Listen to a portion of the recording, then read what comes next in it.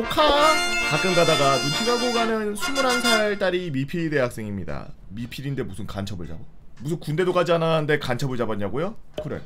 사실 이 이야기는 제 이야기가 아니라 제 고등학교 3학년 당시 선생님께서 해주신 군대 이야기 중 하나입니다. 선생님께서 재밌게 이야기 해주시기 위해 MSG를 쳤을 것은 당연하기도 하고 선생님께서 군생활을 하셨던 연도가 80년도니 좀 기억이 왜곡되어 있을 수도 있죠. 또한 직접 사살한 인원 또한 아니시다 보니까 잘못 전해 들으셨을 가능성도 있습니다. 이 이야기는 그냥 이런 이야기가 있었을 수도 있겠구나 하고 넘어가 주시면 좋을 것 같습니다. 제가 이 썰을 읽는 이유는 하나예요. 댓글 링크가 있는데 거기에 간첩 사살한 링크랑 내용이 동일했기 때문에 읽는 겁니다. 유튜브로 보시는 분들은 어지러움 없으시기 바랍니다.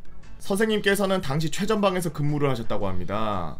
그것도 서쪽 전방에서 근무를 하셨는데 그 지역에 간혹 바닷물이 강 쪽으로 역류하는 현상이 일어나는 지역이라고 합니다. 평소에는 강물을 타고 흘러가기에 북한에서 대한민국으로 침투하기 어렵지만 이 현상이 일어나는 때에는 역류하는 바다를 타고 육지로 침투하기가 쉬웠고 그래서 그것을 방지하기 위해 다리를 두고 경계를 쓰고 있었다고 합니다.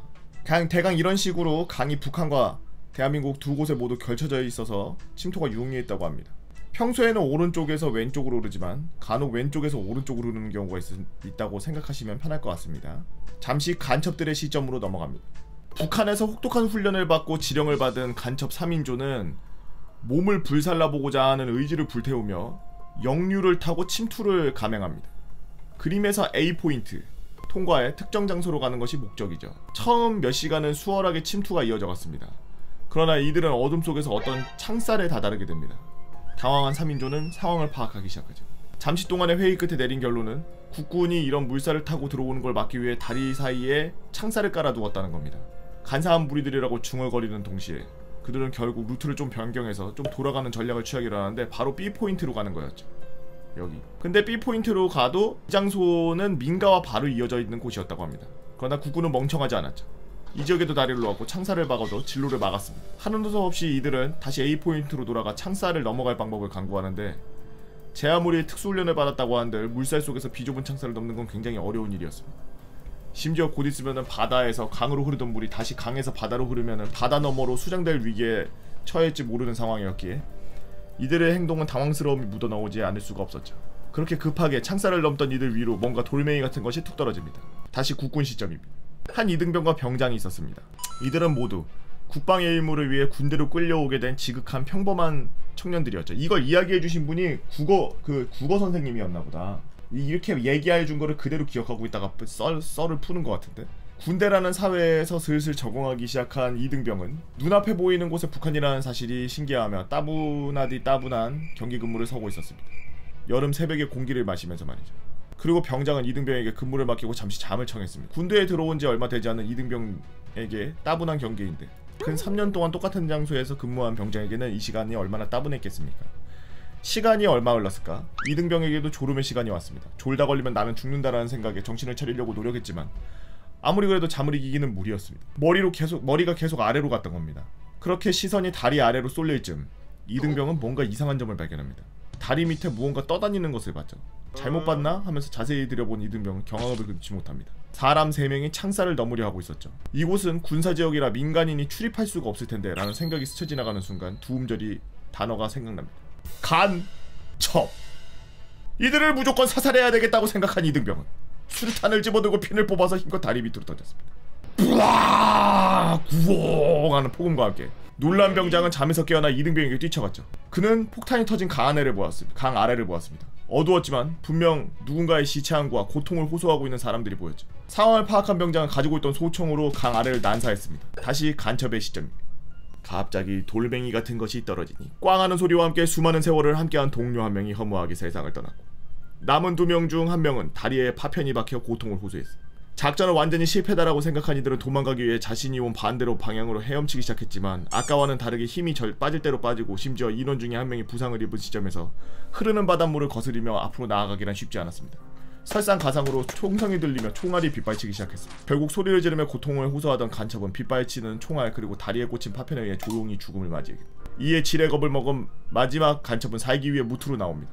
항복하려는 건지 아니면 그저 역류로 인해서 앞으로 나아가기 힘든 것이라는 생각에 도박수를 두었는지는 모르지만 행운의 여신은 그의 편을 들어주지 않았습니다. 하필 그가 나온 곳은 바로 국군 초소가 있는 곳이었고 결국 또 그 또한 총성과 폭음에 의해 출동한 국군의 총알에 맞아 사망하게 되고 이들의 작전은 완전히 실패로 돌아갔습니다. 이 이등병은 수류탄 하나로 북한군을 트리플킬한 전설의 이등병으로 등극하죠.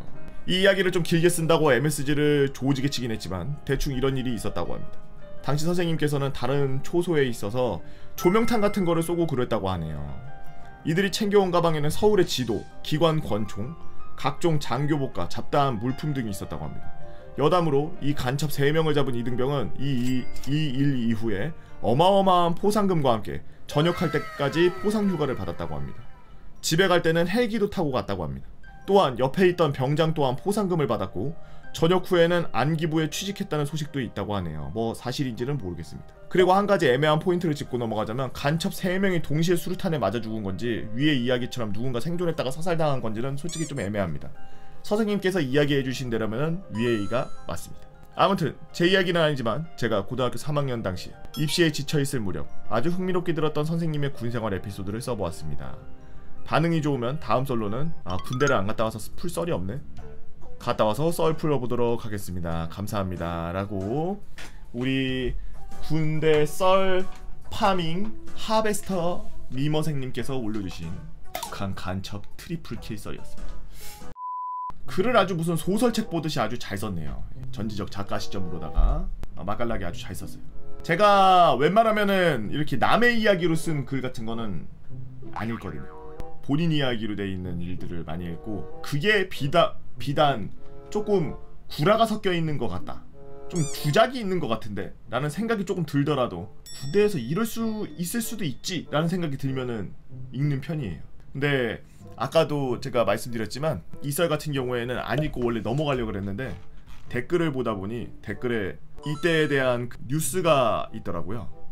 83년도 6월 20일 날 써져 있는 뉴스가 있더라고요. 그래서 그걸 보고 이거는 진탱 썰이구나 싶어서 읽게 되었습니다. 요즘에는 간첩들이 뭐 어떻게 넘어오려나. 옛날에는 저렇게 강 타고 많이 넘어왔다 그러는데 사람들이 막 그래. 요즘에 간첩이 어딨어요? 없겠니? 저 당시에 이등병이었던 분 지금 안보교육 강사로 활동하신다고? 저분 이름으로 일단 초소도 있어요? 지금 우리나라가 휴전을 하고 있는 상태에서 많은 사람들 중에 평화에 익숙해져서 조용하고 별로 이렇게 시끄럽지 않고 조용한 이때를 완전히 통일된 평화 같은 그런 걸로 착각을 해서 해이해지는 그런 경우들이 왕왕 있는데 항상 본인들의 주적관을 확고히 하고 긴장하면서 살 수는 없지만 사태가 일어났을 때 대비하는 자세는 항상 마음에 담고 있어야 된다. 사실 예비군 훈련이나 뭐 민방위 훈련이나 이런 걸 하는 이유가 우리나라가 아직은 전쟁하고 있는 나라니까 항상 대비를 하고 있으세요 라고 하면서 1년에 한 번씩 리플레시 시키는 역할이 크다고 생각해요. 전 실제로 불러서 훈련을 하는 것보단 불러서 우리나라가 이렇게 아직도 전쟁 중이어서 너네가 전쟁이 일어나면 바로 뛰어야 되는 그런 인력들이니까 까먹지 말고 항상 상기하고 있어라라는 식의 그 정신적 한번 리플레시지.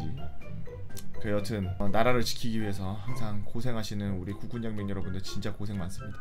이제 가실 분들, 갔다 오신 분들도 진짜 대단하시고 고생하셨고 가실 분들도 가서 나라를 지킨다는 생각으로 잠깐 그 몸 다치지 말고 무사히 잘 다녀오셨으면 좋겠고. 자, 안녕하세요. 유튜브로 운전할 때 썰랑썰레 잘 챙겨보다가도 저도 재미난 썰이 없을까 생각해서 난 썰 한번 풀어보도록 하겠습니다. 때는 지금으로부터 10년 전쯤 제가 중학교를 한창 다닐 꼬꼬마 시절 이야기입니다. 학교에서 역사기행 같은 걸로 중국으로 간다는 소식을 듣고 한평생 배나 비행기 한 번도 타지 못한 시골 촌놈이었던 저는 비행기를 탄다는 얘기를 듣고 바로 신청을 했죠. 왜인지는 모르겠지만 합격한 저는 중국행 비행기에 몸을 실었고 난생 처음으로 해외여행을 하면서 중국 음식들도 먹고 관광지도 지나다니면서 첫째 날과 둘째 날을 잘 보냈습니다. 셋째 날이 되자 일행은 강 하나만 건너면 바로 북한인 단둥이라는 곳에 도착을 했습니다. 단둥은 북한과 무척 가까웠기 때문에 북한 술, 담배 같은 것들 여러 가지를 팔고 있었고 그 중에서 진짜인지 가짜인지 모르겠지만 북한 돈도 꽤 있었습니다. 처음 보는 것들에 신기함에 젖어있던 저는 북한 돈들이 나중에 어떤 사건을 일으킬지 전혀 눈치채지 못했죠. 사건은 점심을 먹고 프로그램 일정대로 압록강을 따라서 유람선을 타게 되었을 때 발생했습니다. 유람선이라고 해도 큰 여객선 같은 게 아닌 그냥 좀 보트 같은 그런 거였죠. 이 보트에 저희 일행과 중국인 단체 관광객 그리고 서양인 몇 명 이렇게 타고 있었습니다. 유람선은 조선군항이라는 곳 주변을 통과하기 전까지는 그냥 평범하기 그지없는 유람이었죠. 조선군항은 말 그대로 북한 군함들이 정박한 곳으로 그곳에서 몇몇 북한군이 배 위에서 작업을 하는 것이 보였습니다. 그걸 보면서 와 쟤네는 못 살아서 그런지 배도 그지 같네 라는 생각을 할 때 관광객 몇 명이 중국말로 막 뭐라 그러더니 가방에서 무언가를 꺼내고 있는 거였습니다. 바로 북한 돈이었어요. 북한 돈을 두 손 가득 쥔 관광객은 갑자기 가판으로 오더니 북한 돈들을 사방으로 뿌리고는 북한 군인들을 가리키며 중국어로 막 뭐라 그러더라고요. 가이드는 황급히 튀어나와 관광객을 제지했고 다른 모든 사람들은 싸른한 시선으로 그 미친놈을 쳐다보며 배가 점점 그곳에서 멀어지면서 다들 안심하려는 찰나 깡! 하는 쇠에 뭔가 부딪히는 소리가 났고 기둥이 흔들리길래 무슨 일인가 싶어서 봤더니 아까 그 북한 군인들 쪽에서 짱돌을 들고 저희를 쳐다보고 있더라고요. 게다가 다른 군인 몇 명은 주먹 감자를 저에게 휘두르고 있었고 다른 몇 명은 저에게 소총을 겨누고 있었습니다. 그때까지 느긋하게 일자로 다니고 있던 유람선은 엄청난 속도로 회피기동을 시작했고 저희는 배 안쪽으로 대피를 했죠. 같이 타고 있던 서양인들은 몸을 잔뜩 웅크린 채 오마이갓 오마이갓 오마이갓만 연발하고 있었고 중국인 관광객들은 범인을 붙잡아서 멍석말이 하듯이 두들겨 패고 있더라고요. 같이 배에 탄 어른들은 아이고 어떡해 같은 말만 반복하셨고 심각한 분위기셨지만 이제 막 중2병에 접어든 저희들은 이런 심각한 분위기를 알 턱이 없었죠. 와 짱돌 진짜 잘 던진다. 야 저거리에서 어떻게 맞추냐. 야 저 총 내가 게임에서 써봤는데 반동심에서 이렇게 못 맞춰. 그런 철없고 쓸데없는 말이나 해대고 있었고 가판으로는 나가지도 못하니 이게 무슨 유람이냐면서 인수 선생님의 애를 태웠죠. 다행히도 그 뒤로 별일 없었고 배는 무사히 항구에 도착했습니다. 항구에 원래 공안이 있는 건지 아니면 누가 신고를 했던 건지 공안차가 도착해 있었고 다른 중국인 관광객들에게 두들겨 맞아서 얼굴이 눈탱이 반탱이가 된 범인은 걸어갈 힘도 없던 건지 공안 몇 명에게 부축을 받으면서 차로 끌려갔죠. 그리고 인솔 선생님이 공안에게 사건 경위를 설명하기 위해서 경찰서 비슷한 곳으로 갔던 터라 그날 일정이 전부 다 취소되었어. 그래서 신나게 야시장 가서 배 터지게 먹었던 기억이 나네요. 10년 전에 있었던 일이지만 세세한 대사를 제외하고는 실제 겪었던 이야기입니다. 무슨 중학생들을 저런 북한하고 바로 쳐다볼 수 있는데 저런 데 데려가? 뭔가 문제가 있는데? 나는 정말 북한 이야기를 하면은 아이러니했던 것 중 하나가 테레비에 그런 북한 탈북하신 분들이 이제 나와가지고 패널처럼 앉아가지고 북한 얘기하면서 막 까고 뭐 실상 얘기하고 막 이러는 그런 방송이 있는데 거기에 어떤 패널이 나왔냐면 거의 다 탈북하느라 자기네들 가족들 거기 잡히고 그러는 보면서 자기만 도망치고 아니면은 자기들 어쩔 수 없이 뭐 도망치듯이 막 나와가지고 강 건너고 아니면은 그 경비대 거기다가 돈 줘가지고 걔네가 건너라 그래서 그 시간에 건너는데 총 맞을 뻔하고 그런 사람들 나와서 막 얘기하는데 거기에 누가 나왔냐면 근데 그거 처음 보시는 분이 계시는데 어떤 일을 하셨나요? 지금 말씀하시는 그 경비대 경계 초소에서 일했었습니다. 제가 저런 사람들 잡는 거 했었습니다. 그런 고통과 트라우마가 있는 사람들을 모인데다가 그런 패널을 안 친다는 게 나는 좀 되게 가치 있는 사람들이 막 보자마자 막 다 죽이고 싶을 텐데 어떻게 거기다 앉혀놓고 멘트 치라고 거기 있는 분 누구죠? 한 소개 좀 부탁드립니다. 제가 저런 사람들 잡는 일이 있었습니다. 북한하고 빨리 그냥 통일이 돼버려야 되는데 통일이 된다는 게 세금이 많이 나갈 거다 막 이런 얘기 하는데 제가 봤을 때는 세금 그렇게 안 나갈 것 같은 게 북한 애들 공산당 당원증인가 뭐 이런 거 들고 회의하는 거 있어요. 장군들 정치인들 수백 명씩 앉아가지고 그 회의하거든.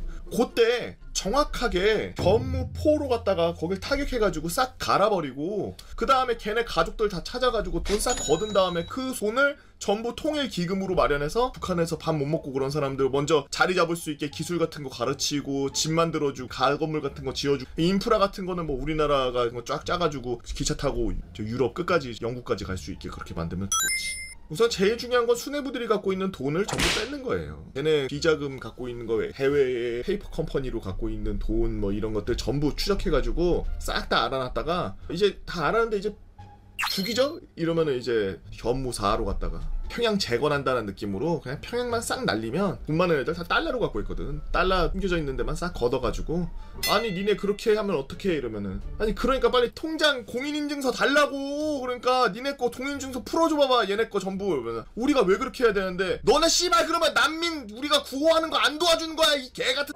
아씨 아니 뭐 난민 구호 그 은행 이미지 때문에 또 해주긴 해줘야 되는 것 같은데 다 죽었다고 빨리 내놓으라고. 걔네들 돈으로 갖다가 지금 얘네를 다 구호해야 된다고. 처음에는 주공 아파트 같은 거 지어줬다가 좀 더 사람들 기술도 얻고 돈도 벌고 그러면 천천히 또 신도시 계획해서 도시도 만들어주고 지하철 만들어주고 그때까지는 대한민국 사람들이 북한의 땅이나 그런 재화에 투자 못하게 해야지. 그래야 걔네도 약간 자기네들이 몇십 년 동안 후퇴돼 있던 그런 문화나 이런 것들이 밸런스가 맞춰진다라는 느낌이 어느 정도 들었을 때 야 이거 우리가 이제 살만해졌는데 이 대한민국에서 갑자기 뭔가 이렇게 짓고 막 뭔가 만들고 물건 막 들어오기 시작하니까 야 이 사회가 급속도로 발전하는구나. 그걸 탁 느끼게 해줘야지. 그러지 않고 처음부터 그냥 니네들 인프라 우리가 만들 거고 아파트 만들 건데 중국이랑 접견 지역이니까 평당 4천만 원씩 받아야 돼 여기는. 그래서 니네들 그 분양권 없으면은 못해. 너네 청약 넣어야 돼. 그럼 청약을 언제부터 넣었어요? 대한민국 사람들은 청약 보통 20살 되면은 부모님들이 이제 막 신경 써서 넣어주기 시작하는데 니네는 이제 막 청약 넣기 시작해서 한 10년 정도 기다리면은 포인트 될걸. AK 들으라고 이 개간나 새끼들. 보면서 AK 들고 자전거 타고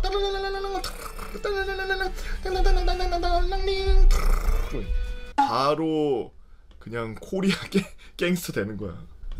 북한하고 하루빨리 통일이 돼야 된다고 생각을 하는 사람으로서 통일을 해야 되냐 말아야 되냐라는 질문 자체가 개똥자발이다 이거야.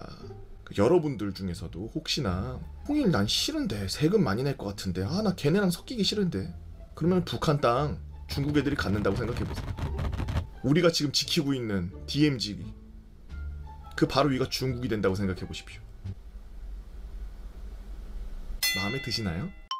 집에서 배나 벅벅 긁으면서 코를 후벼 파던 중 평소에 즐겨 듣던 썰랑썰레를 보다가 문득 손가락이 꽂힌 콧구멍을 통과해서 대뇌 전두엽까지 짜릿하게 관통하던 그 옛날 군생활 시절이 생각나서 빤스 한 장만 살짝 걸쳐입고 컴퓨터 앞에 앉아서 군 시절 온 세상 시뻘겋게 물들었던 그날의 추억을 회상해 보려 합니다. 제 기억 속의 활동복 복장이 춘추복이었던 걸로 보니 아직 추위가 가시지 않은 09년도의 겨울에서 초봄으로 넘어가는 그때였던 것 같아요. 당시 08년도 12월 군번으로 강원도 철원 모부대 모 GP에서 2등병으로 몇 달 동안 생활하면서 차근차근 군생활을 익혀가던 어느 날이었습니다. 그 당시 제가 사수와 함께 주간 근무 중에 각종 제반사항과 공용화기 분대로서 익혀야 할 화기의 재원 등에 대해서 구두로 배우고 또 군대 입대 전 사소했던 썰들을 간간히 풀어내면서 관측소 근무를 서고 있던 도중에 고배울 망원경이 마치 기생수같이 눈과 융합한 것처럼 북한 초소의 일대를 둘러보던 저에게 무언가 특이한 사항 하나가 발견되었습니다. 땡땡 장비님, 적 땡땡 2 GP 후방에서 미연이 올라오고 있습니다.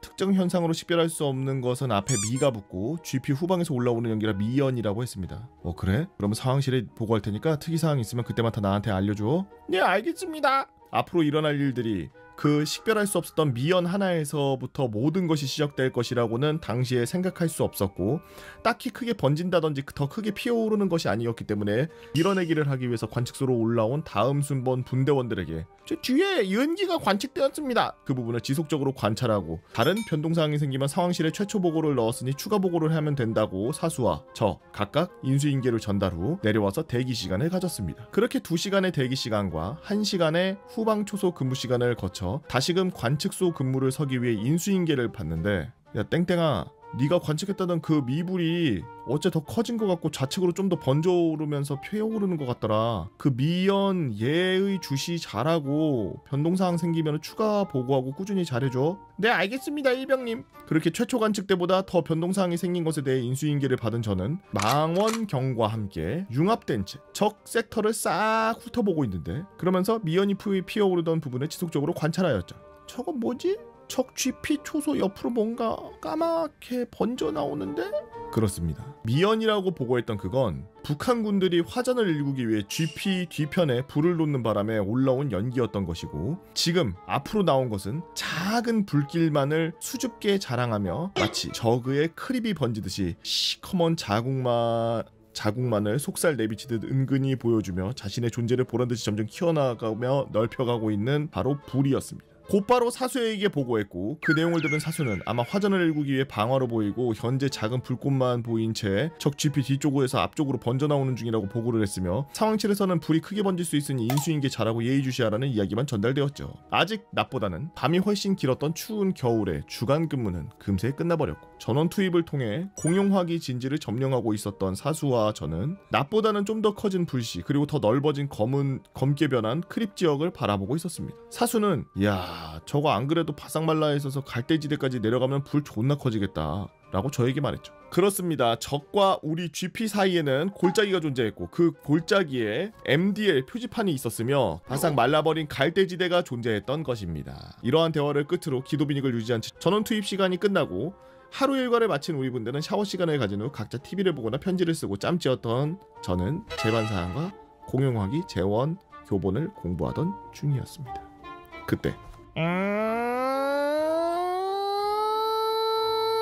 하는 경보음과 동시에 스피커에서는 현재 주간 관측에서 발견되었던 불이 갈대지대까지 옮겨부터 큰 불로 이어졌고 우리 GP로 올라오고 있으니 전 소대원들은 맞불 작전 준비할 수 있도록 이라는 GP장님의 방송이 울려 퍼졌습니다. 그렇게 전원 투입 시간 사수와 함께 걱정하던 일이 실제로 일어났고 활동복 차림으로 GP 상부로 올라가 철조망 사이로 보이던 그 광경은 차마 제 입으로 말할 수 없을 정도로 너무나 대단했습니다. 그 하찮고 귀엽던 애기 불씨는 갈대지대를 만나자마자 마치 최용만 선수 같은 몸집으로 엄청나게 진화를 하였고 골짜기 전부를 독차지한 채 일렁일렁거리면서 우리 쪽 GP로 올라오기 시작했습니다. 순간 멘붕이 와서 아무것도 못하고 있던 저에게 고참들이 벼락같은 호통과 욕설들이 난무했고 겨우 정신을 차리고 물자창고에서 등진 펌프를 갖고 와서 제일 고참 순으로 보급한 후 세면실과 화장실 모든 수도꼭지를 다 틀어서 물이 없는 곳에서 이만한 수dun을 할 정도로 모두 개방하여 가득가득 채우는 족족 들여다 고참들의 등진 펌프에다 가져 붓기 반복했습니다.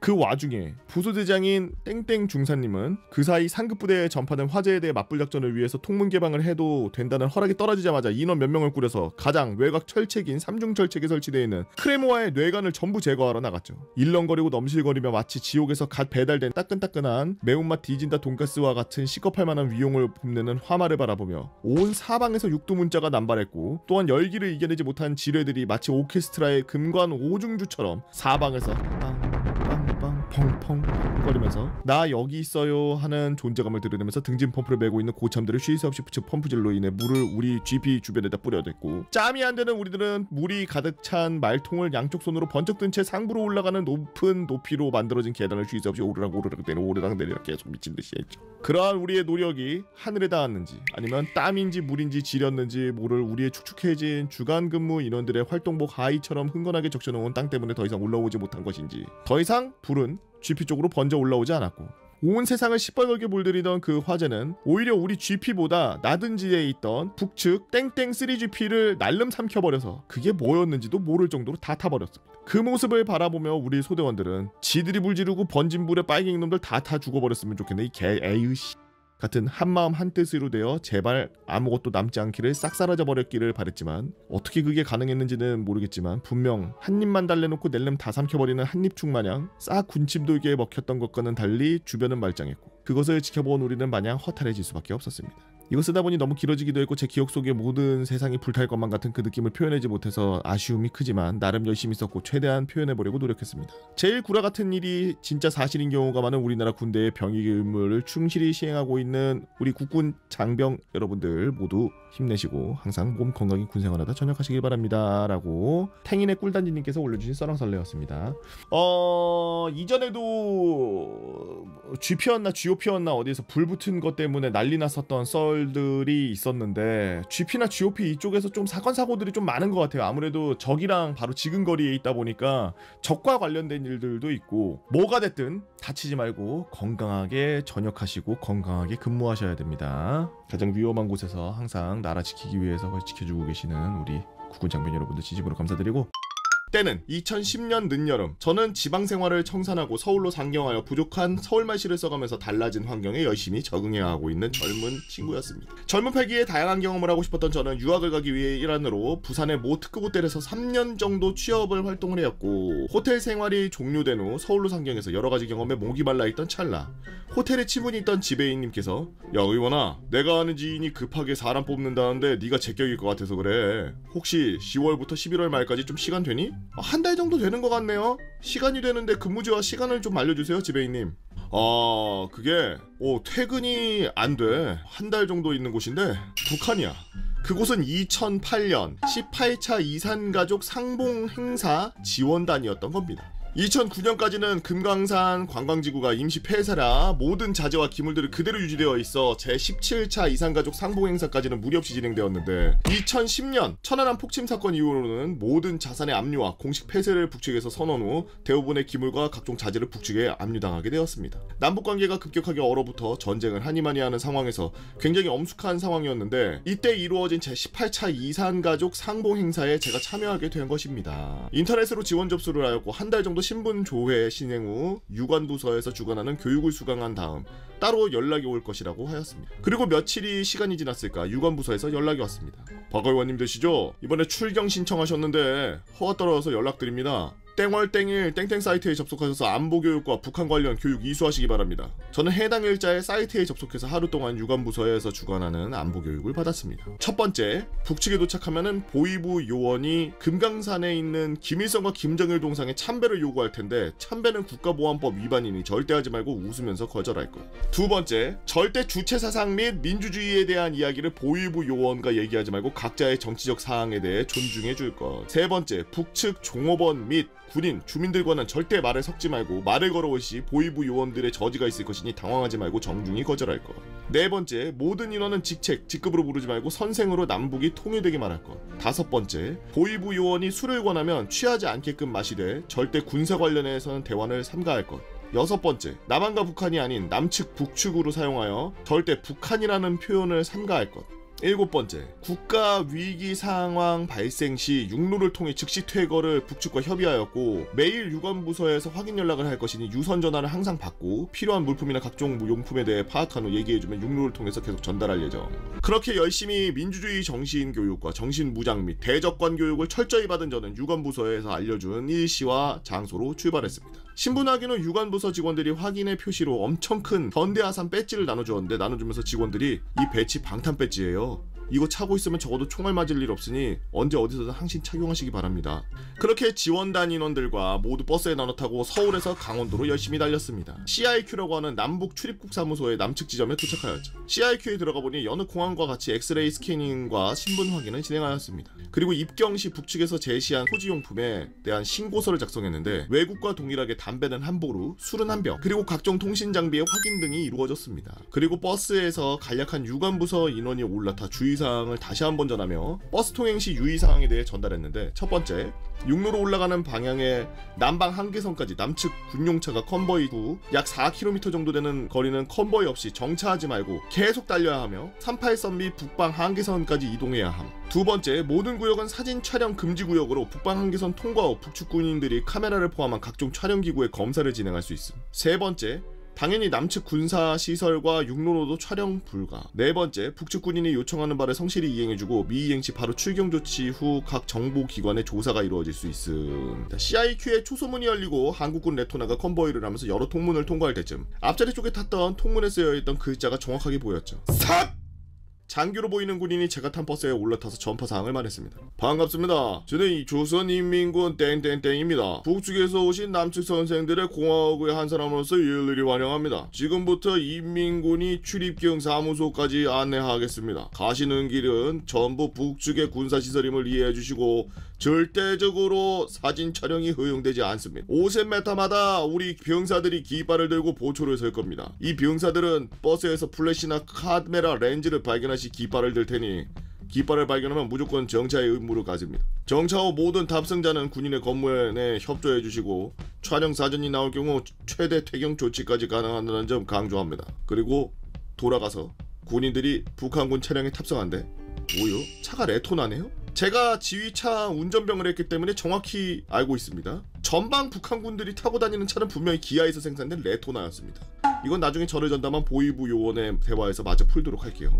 북측 출입경 사무소까지 가는데 정말 한 번씩 버스를 태우더라고요. 제가 있던 버스는 아니고 다른 차라서 내부에 어떤 일이 있었는지 잘 모르겠지만 정말 도로 양쪽으로 전부 군부대와 각종 초소 그리고 대공포 등이 있었는데 차후에 들어보니 그것도 절반 이상 없애고 남아있는 게 그 정도라 그러더라고요. 시간이 지나고 북측 출입경 사무소에 도착했는데 여기는 건물이 제대로 온 곳이 아니라 야외에 24인용 텐트가 쳐진 곳에서 엑스레이 검사와 가방 검사를 했습니다. 북측 군인들이 모든 걸 통제했습니다. 하나하나 남녀 가릴 것 없이 엑스레이 검사 후 모든 캐리어를 다 열어 제끼고 물어봅니다. 저는 말보로 레드를 하나 챙겨갔었죠. 흡연자이기도 했지만 미제 담배에 대한 북측 군인들의 로망이 분명 있을 거라고 생각해서 가져갔는데 아니나 다를까 가방 검사에서 북측 군인들이 알면서도 물어보더라고요. 남측 CIQ에서 통일부 직원이 혹여 미군 제품에 대한 반감이 있을 수도 있다고 하면서 설명해줬던 게 혹시 담배로 딴지를 걸면 모든 담배 가게 비닐을 따서 본인이 태우려고 가져왔다고 하면 통과된다고 하더라고요. 그래서 모든 담배의 비닐을 제거하였더니 정말 북측 군인이 다시 넣으라 그러더라고요. 그리고 모든 휴대전화기기에 전원을 끄고 반납을 안 했던 게 기억을 하는데 어차피 안 터지니 켜지도 말라고 하더라고요. 추후 보위부에 물어보니 휴대전화기 키는 순간에 GPS 좌표가 찍히기 때문에 보안상 못 키게 하는 거라고 들었습니다.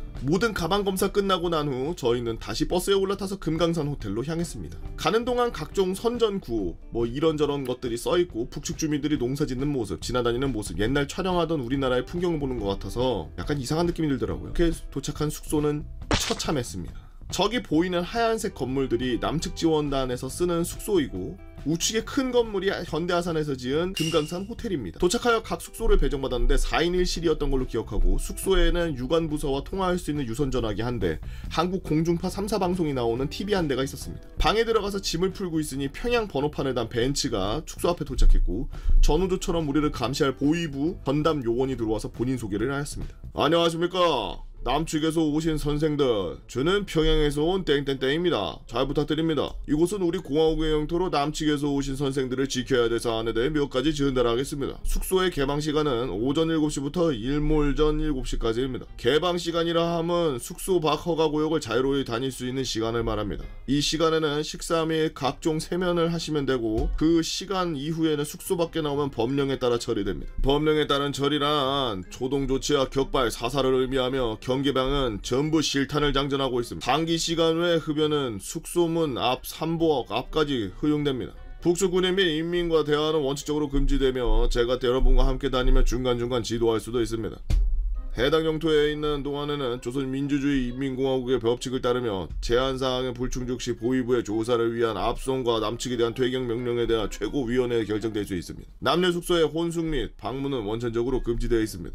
그리고 침을 다 풀고 보위부 요원들은 지원단 인력들을 한데 모은 후 통일부에서 말했던 것처럼 김일성, 김정일 부자 동상에 참배를 요구했습니다. 남측 식당으로 가는 길에 김일성이 썼다는 구호 앞에서 동상이 있었고 꽃들이 준비되어 있더라고요. 통일부에서 배웠던 대로 정중히 웃으며 거절하였고 보위부 요원들도 익숙한지 한번 웃고 말더라고요. 원칙적으로 북측 사람과 남측 사람은 같이 식사를 못합니다. 그래서 우리는 남측 취사원들이 준비해준 남한 식당, 북측 인원들은 북측에서 마련해준 식당을 이용했고 식사 후에 대부분 보위부 요원이 없이 정해진 시간까지 돌아다니다가 숙소에 들어올 수 있게 해주었습니다. 다음날 이산가족 상봉 행사를 위한 업무를 아침부터 시작했습니다. 저는 동결딱지 및 압류딱지가 붙어있는 금강산 호텔 및 남측 시설에 딱지를 일일이 다 떼고 안으로 들어갔죠. 들어가본 호텔의 시설 역시나 참혹했습니다. 동결된 후 대부분의 자재와 기물들은 훔쳐가고 부서지고 큰 테이블들이나 옮기기 힘든 물건들만 덩그러니 남아있었죠. 행사를 준비해야 되기 때문에 필요한 물품을 다 적어서 총괄 지배인께 보고했고 청소 및 정비를 하기 시작했습니다. 보위부 요원과 간단히 티타임을 가지면서 여기 있던 기물들이나 자재들을 다 어디 갔냐고 물어봤더니 앞에 온정리 마을 사람들이 밤에 몰래 들어와서 돈이 될 만한 걸 다 가지고 갔으면 그래서 우리가 군대를 여기에다가 주둔시키고 있는 겁니다 라는 말을 하였지만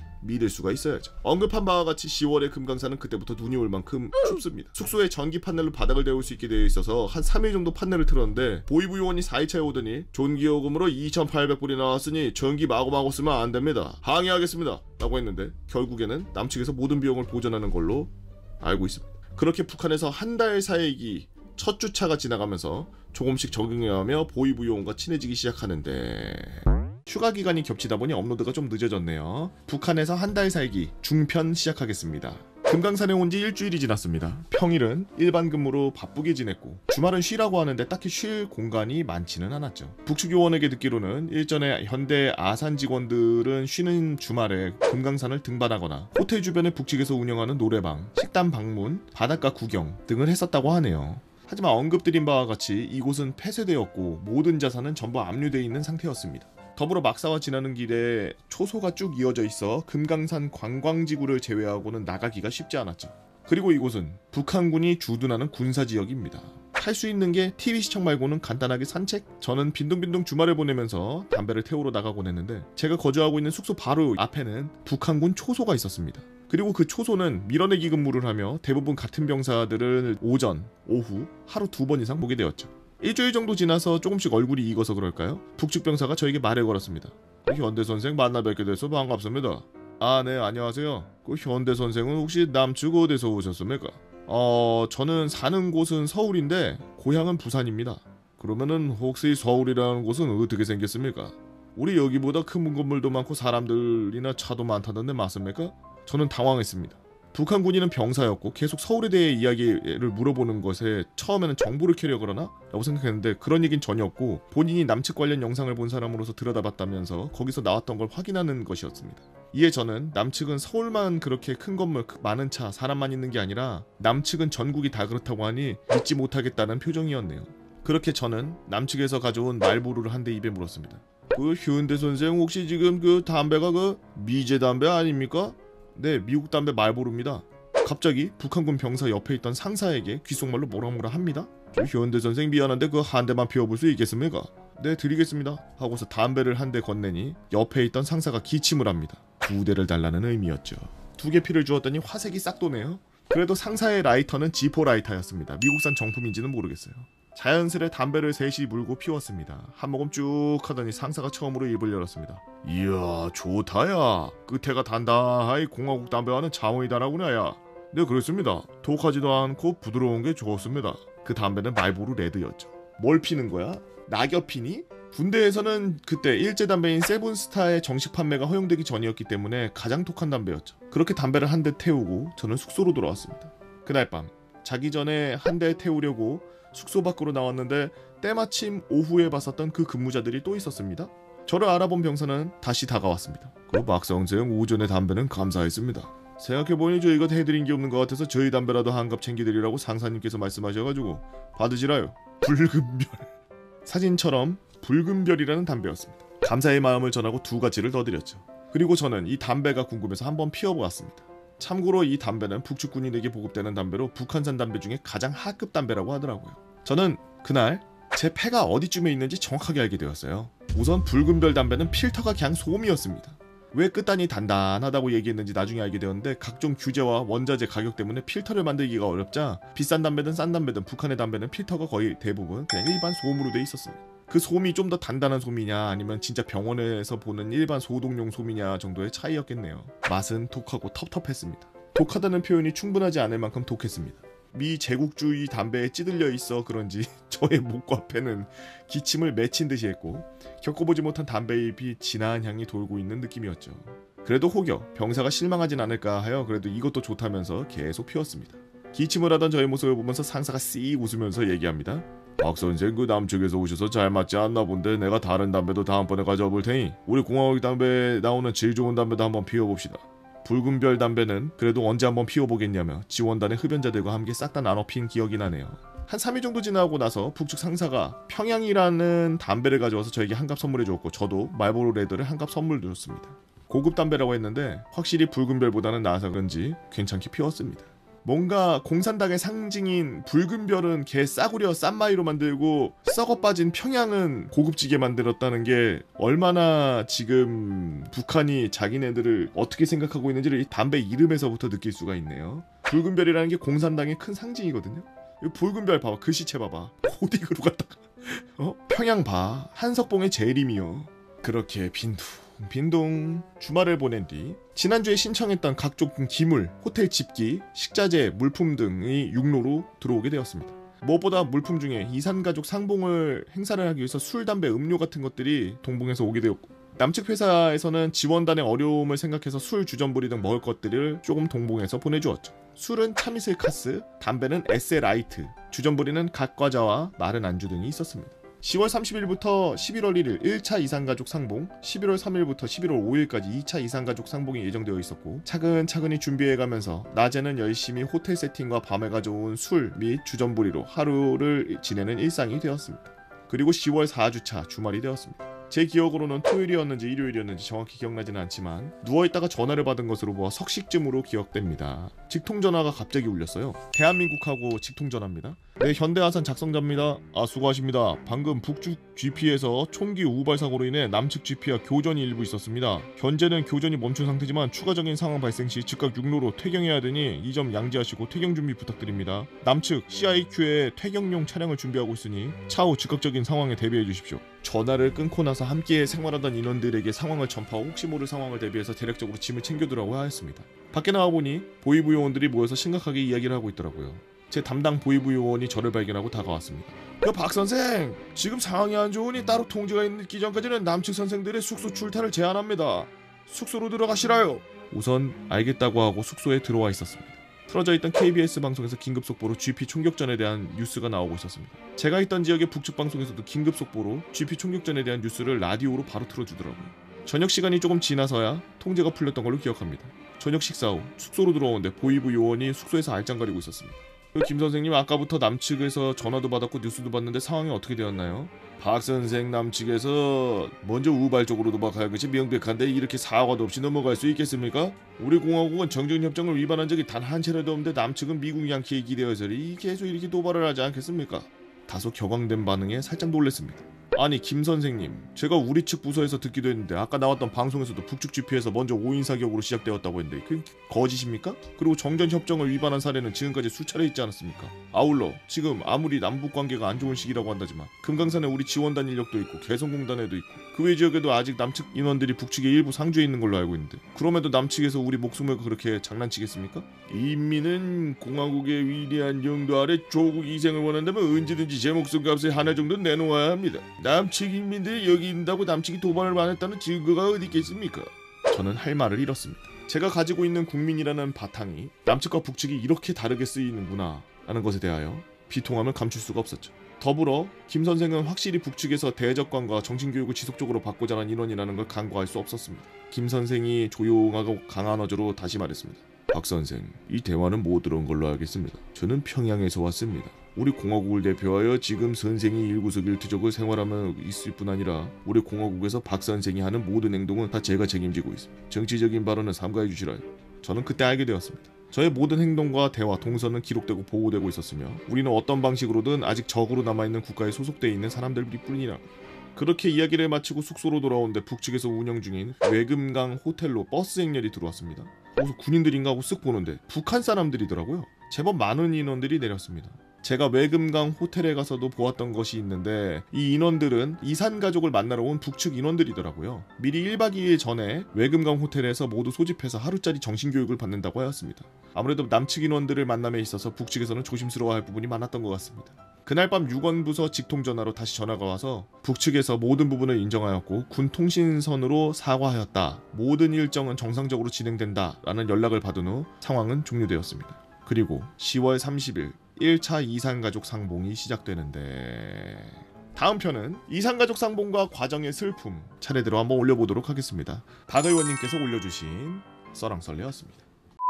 제가 북한 말투를 이북 말투라고 하죠. 이북 말투를 좀 할 수 있는 이유가 저희 할머니께서 이북 분이세요. 황해도 분이신데 피난하시면서 남쪽으로 내려오셨어요. 그래가지고 어렸을 때부터 할머니의 말씀과 그런 것들을 들으면서 자라서 곧잘 따라합니다. 그러니까 할머니께서 피난하실 때 이야기들을 많이 해주셔서 저는 주적관이 확실하죠. 안녕하세요. 개복원님과 썰렁썰레 시청자 여러분들, 북한 놀러 갔던 썰에 한번 얘기해 보려고요. 친구 지인들과 술자리에서 외국 여행 갔던 거 얘기할 때 북한 가봤다고 하면은 다들 신기하게 쳐다보고 해서 글 한번 써봅니다. 때는 13년 전 2007년도 중학교 2학년 때 일이라 드문드문 기억이 나지만 한번 써볼게요. 갑자기 어느 날 평일 수업 도중에 제가 북한 여행을 간다고 담임선생님께 말씀을 하셨죠. 뭔 소리야? 저는 들은 바가 없기에 뭔 소리야? 이러면서 저도 당황해 있었고 주변 친구들이 왜 가? 질문을 받다가 몰라 나도 몰라 처음 듣는 얘긴데? 라고 말했었습니다. 아무튼 평일날 학교를 안 나가도 돼서 기분은 좋았죠. 학교가 끝나고 집에 가서 아버지께 여쭸어요. 나 북한 가? 이렇게 말씀드리니 옷 사러 가자 라고 하시는 겁니다. 그렇게 아버지 차를 타고 갈 때 내가 북한에 왜 가? 라고 말씀드릴 때 아버지는 너가 학교를 대표해서 가는 거야 잘해 라고 하셨습니다.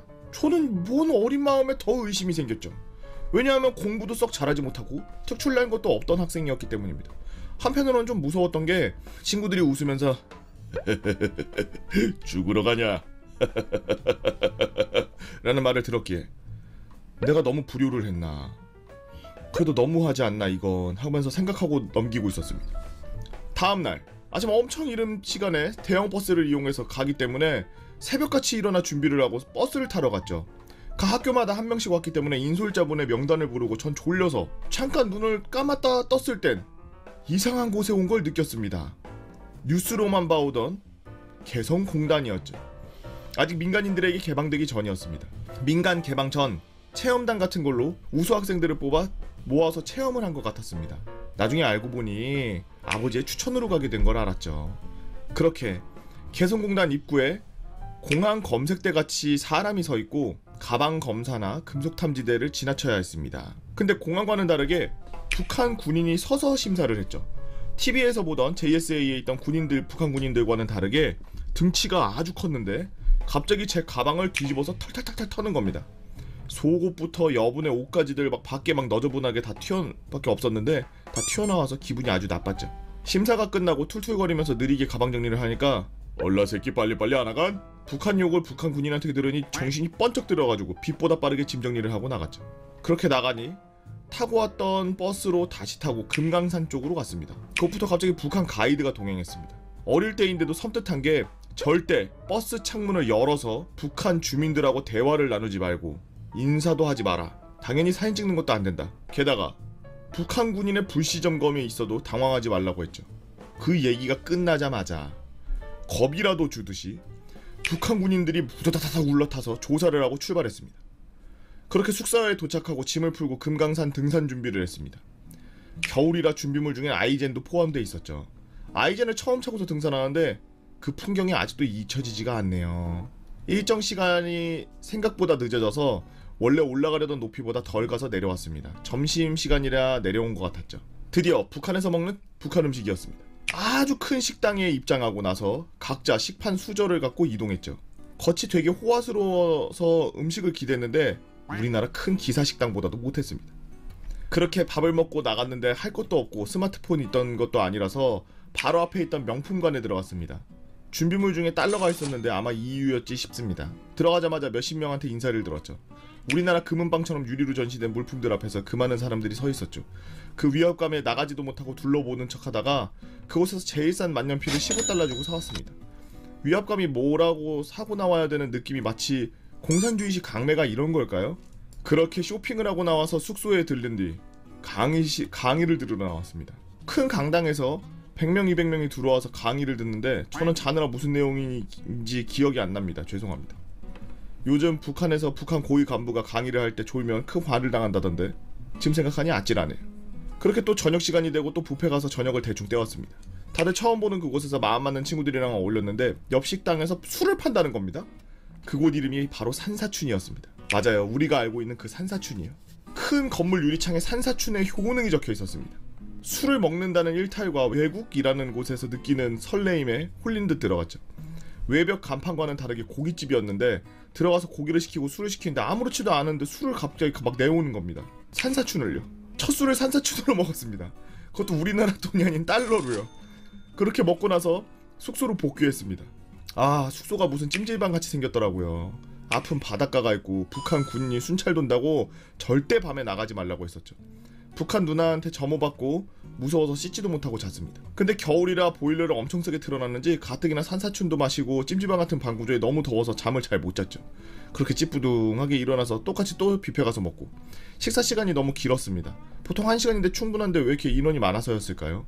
또 그 산사춘 먹었던 친구들이랑 어디 갈까 하다가 혼자 가서 만년필 강매 당했던 명품관 또 같이 가기로 했죠. 어리니까 같이 움직이니까 용기가 생겼다고 할까요? 혼자 갔을 때 자세히 못 봤던 신기한 것들이 보이더라고요. 금장된 라이터, 뭐 진짜 모피옷, 조선 여우 털옷 뭐 이런 것들이 기억에 남습니다. 그렇게 아이 쇼핑을 하던 중 고급스럽게 포장됐던 북한 담배도 봤는데 그건 호기심이 많았던 친구가 살까? 했는데 결국 안 샀습니다. 아, 금장 라이터는 샀어요. 돈 많은 친구가 불장난하자고 그렇게 하루 지나고 마지막 날 불장난하기로 했습니다. 신기한 게 분명 숙소 뒤에 산 같은 게 나무가 하나도 없더라고요. 큰 동산 같았어요. 그래서 금강산 초입에 있는 나무를 꺾어다가 숙소 뒤에서 불장난을 하는데 멀리서 하면 안 된다고 달려오는 겁니다. 그날 점호하던 북한 누나였어요. 그 북한 누나 왈, 너네 죽으려고 들간? 부지깽이 놀이하지 말라오. 구인들이 봤으면 너네 못 돌아간다 라고 한 기억이 납니다. 그렇게 북한 누나가 요 나서 불 끄라고 해가지고 해프닝이 끝났죠. 다음날 나름 친했던 북한 누나한테 인사하고 다시 우리나라로 왔습니다. 그 누나는 지금 뭐하고 있을까요? 남남북녀 관에 궁금하신 분들 많을 텐데 그거 다 개뻥이에요. 그곳에 부페 직원들, 명품관 직원들 다 북한 누나들이었는데 그 어린 나이에도 불구하고 간드러지는 북한 말투가 매력적이긴 했지만 우리나라 여자분들이 훨씬 예쁩니다. 진짜로요. 간첩 아니네. 너무 긴 것 같아 급하게 마무리 지었습니다. 재밌게 보셨다면 동반 입대한 친구가 타령했는데 롯데리아에서 잡힌 썰, 필리핀 외국 의료봉사 갔던 썰, 아버지 선거 나가서 도와드리면서 본 썰, 많이 어색하고 부족한 필력인데 봐주셔서 감사합니다 라고 스티브 박님께서 올려주신 썰랑썰레였습니다. 아니 요즘에 이렇게 썰랑썰레에 미친 무슨 국회의원 조카부터 해가지고 무슨 뭐 선거 나가시는 분들 뭐 이런 뭐 나란 일 하시는 분들의 자녀분들이 이렇게 썰랑썰레에다 글 많이 남겨. 저 연락처 좀 주세요. 저 나중에 출마하면 저도 자리 하나만 주십시오. 공천 한번 따주십시오. 일 잘하겠습니다.